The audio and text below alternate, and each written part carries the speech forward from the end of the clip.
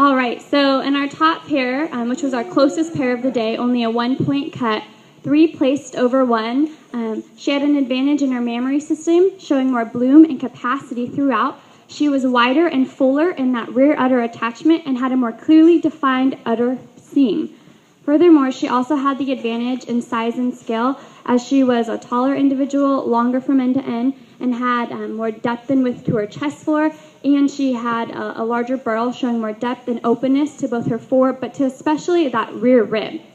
Furthermore, she stood with more width between the hocks when viewed from the rear, and she walked with more grace and ease. I do not fail to recognize, however, that one had a more youthful mammary system. She carried that udder higher above the hocks, and she also was a cleaner, more angular and dairy individual throughout. She was longer underneath of the head and neck, cleaner and flatter in her bone. So that was our closest placing today. Carrying on, placing 1 over 2. 1 showed much more youthfulness in the mammary system. She had a higher, tighter rear udder attachment, carried her udder significantly higher above the hocks, and had a fore udder that was more tightly stitched into the body wall, noting that 2 was loose in her fore udder attachment. Also, 1 had an advantage in her feet and legs, standing more comfortably, and she was longer from end to end with more width in her front end.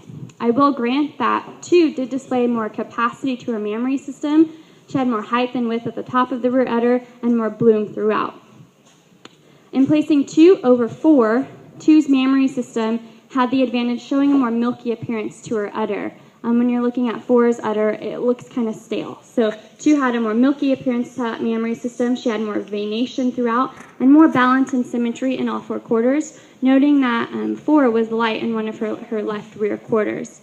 Furthermore, 2 was a cleaner individual throughout. She was flatter in her bone.